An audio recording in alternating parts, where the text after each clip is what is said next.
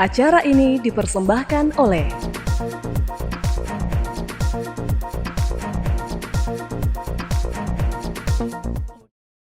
Halo pemirsa Unhas TV, senang sekali saya Iva Syarahman dapat kembali menjumpai Anda dalam Unhas Daily. Dalam beberapa menit ke depan kami akan menyajikan berita-berita terpercaya hanya untuk Anda.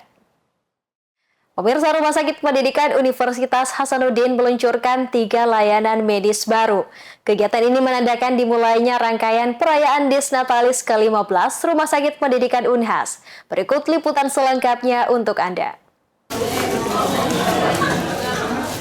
Rumah Sakit Pendidikan Unhas menyelenggarakan kick-off Disnatalis ke-15 di lobi Gedung EF, lantai 1 Rumah Sakit Pendidikan Unhas, Jalan Perintis Kemerdekaan Kilometer 10 Tamalan Rea, Kota Makassar, Selasa 14 Januari 2025. Puncak Disnatalis Rumah Sakit Pendidikan Unhas ke-15 ini bakal digelar pada 15 Februari 2025 mendatang. Direktur Utama Rumah Sakit Pendidikan Unhas, Profesor Dr. Andi Muhammad Ihsan, PhD SPBM Konsultan, menjelaskan jika pada momentum ini pihaknya melaunching 3 layanan baru di rumah sakit, yakni layanan CT scan, layanan PICU atau Pediatric Intensive Care Unit, serta layanan obesitas dan diet center RSP Unhas. Hari ini kita melakukan kick-off ya, kick-off dalam rangka memperingati Disnatalis Rumah Sakit Unhas yang ke-15. Jadi sebenarnya Disnatalis Rumah Sakit Unhas itu sebenarnya jatuhnya tanggal 15 Februari ya. Nah, dalam rangka ini 1 bulan kita akan melakukan berbagai kegiatan ya. Jadi kick off-nya pada hari ini tanggal 14 Januari dan puncaknya nanti itu adalah di 15 Februari. Ya syukur alhamdulillah dalam rangkaian kick off ini kita meluncing 3 layanan baru. 3 layanan baru di Rumah Sakit Unhas. Prof. Andi Muhammad Ihsan menjelaskan layanan CT scan sudah pernah sebelumnya ada di RSP Unhas, namun berhenti beroperasi pada tahun 2018 karena kerusakan alat. Di tahun 2025, layanan ini kembali beroperasi setelah ada alat CT scan yang baru, yaitu Philips Incisive CT 102,000A Expert, seharga belasan miliar rupiah. Keunggulan layanan CT scan RSP Unhas ada pada calcium scoring atau perhitungan kadar kalsium dalam pembuluh darah jantung untuk mendeteksi resiko penyakit jantung, juga cardiac functional analysis yang menilai fungsi jantung, termasuk pengukuran ejection pressure untuk diagnosis lebih detail, lalu ada brain perfusion for stroke analysis atau evaluasi aliran darah otak untuk membantu diagnosis cepat pada pasien stroke serta keuntungan lainnya. Layanan kedua yakni layanan PICU, Pediatric Intensive Care Unit.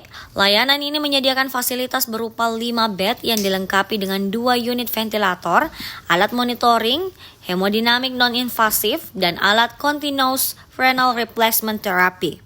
Layanan terakhir yakni layanan obesitas dan diet center RSP Unhas. Layanan ini menyediakan pengukuran body mass index atau indeks massa tubuh dan juga konsultasi gizi kepada dokter spesialis. Kick-off Disnatalis ke-15 Rumah Sakit Pendidikan Unhas ini dihadiri oleh pimpinan Unhas, pimpinan Rumah Sakit Unhas, para pegawai RSP Unhas, dan juga masyarakat. Zara Sabeta Sucheng, Andi Muhammad Syafrizal, Unhas TV. Universitas Hasanuddin Makassar menjalani kerjasama dengan RUIJ, perusahaan teknologi informasi dari Tiongkok. Langkah ini guna memperkuat infrastruktur IT di kampus dan mendorong inovasi pendidikan berkelanjutan sebagai upaya mendukung transformasi Unhas menjadi smart campus. Pasti biayanya turun. Dari satu biaya pasti turun, Bang. Universitas Hasanuddin Makassar terus berinovasi untuk menjadi world class university. Salah satu upayanya adalah menjalin kemitraan strategis dengan RUIJ untuk membangun sistem infrastruktur teknologi informasi yang terintegrasi. Pertemuan awal dengan tim RUIJ berlangsung di lantai 8 Rektorat Unhas. RUIJ merupakan perusahaan teknologi informasi dari Tiongkok. Rektor Universitas Hasanuddin, Profesor Dr. Insinyur Jamaluddin Jompai, MSc, menekankan pentingnya kemitraan untuk menciptakan sistem teknologi yang tidak hanya efisien, tetapi juga berkelanjutan dengan pendekatan strategis dan sosial. Menurut Direktur Sistem Informasi dan Transformasi Digital Unhas, Dr. Engineering Adi Wahyudi Paundu, kerjasama itu menunjang pelaksanaan akademik dan administrasi di Unhas dengan pengembangan infrastruktur IT yang lebih baik. Di antaranya memperluas distribusi internet di semua lokasi di Unhas. Agar kedepannya pelaksanaan akademik maupun administrasi di Unhas itu bisa lebih terbantu dengan pengembangan infrastruktur IT yang lebih baik. Misalnya mempercepat akses ke internet, kemudian memperluas distribusi supaya semua lokasi di Unhas bisa tercover koneksi ke internet. Kemudian yang berikutnya tadi, baik termasuk dalam fungsi monitoring maupun fungsi manajemen, sehingga memudahkan proses monitoring dan proses manajemen.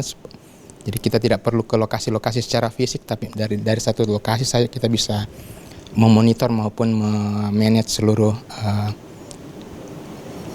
perangkat infrastruktur. Yang termasuk yang penting tadi diminta oleh Pak Rektor itu adalah integrasi satu data supaya juga data-data di Unhas itu bisa diakses dengan mudah dimanapun. Datanya itu dari seluruh sumber data di Unhas itu bisa diakses dalam satu tempat, sehingga mempermudah pimpinan baik dalam memonitor maupun dalam proses pengambilan keputusan.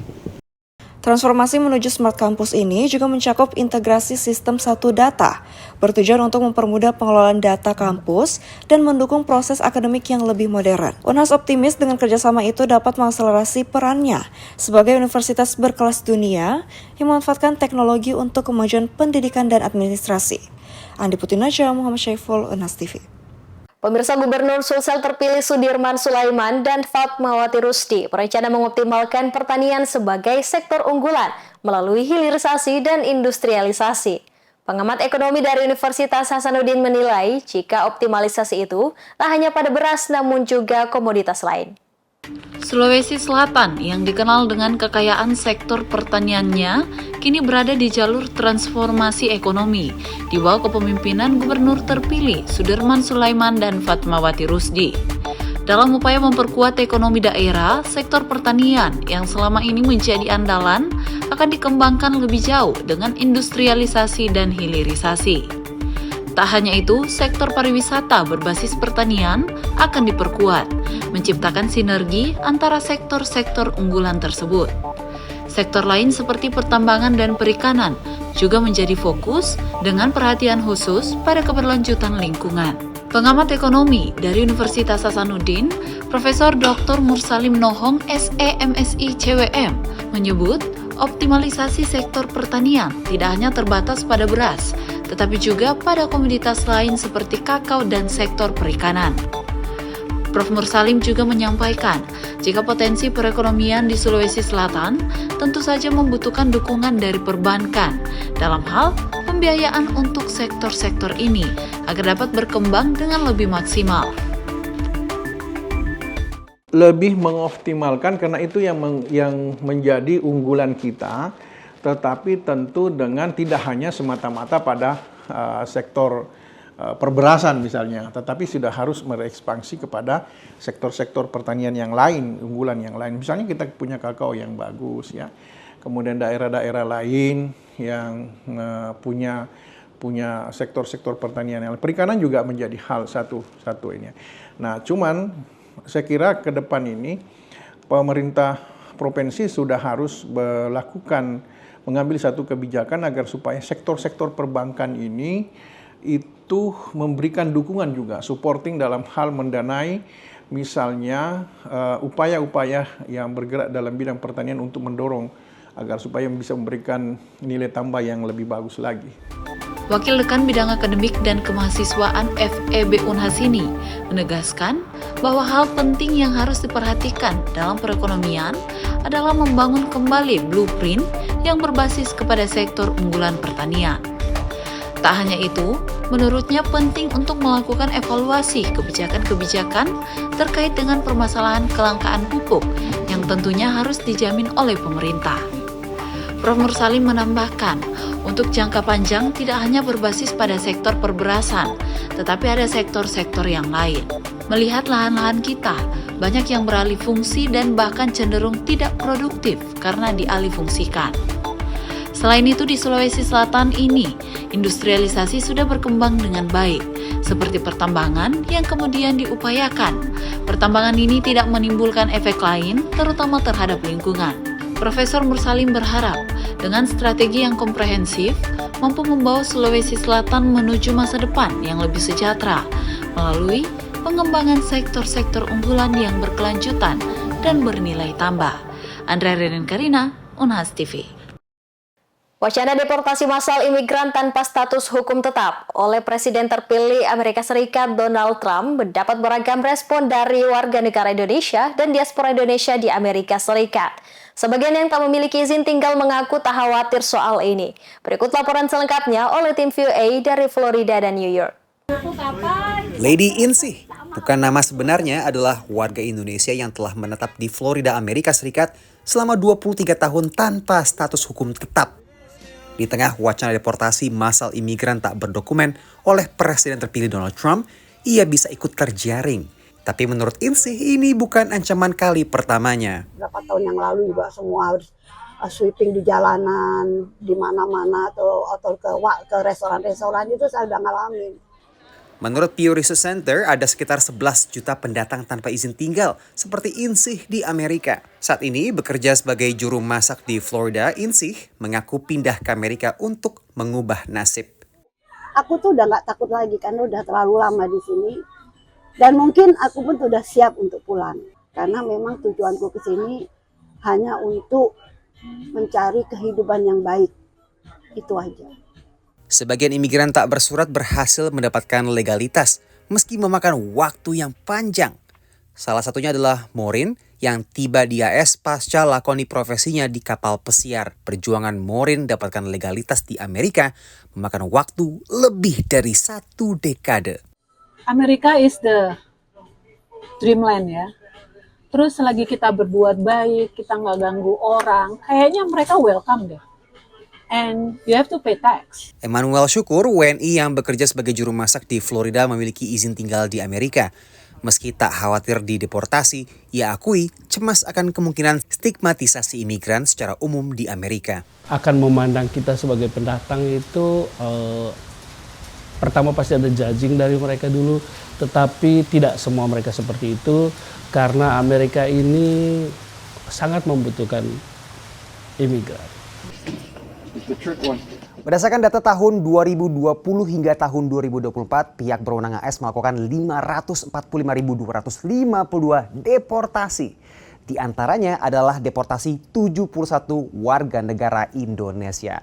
Angka deportasi terbesar oleh Badan Penegakan Imigrasi dan Bea Cukai dalam periode yang sama adalah dari Meksiko, sebanyak 206.000 kasus.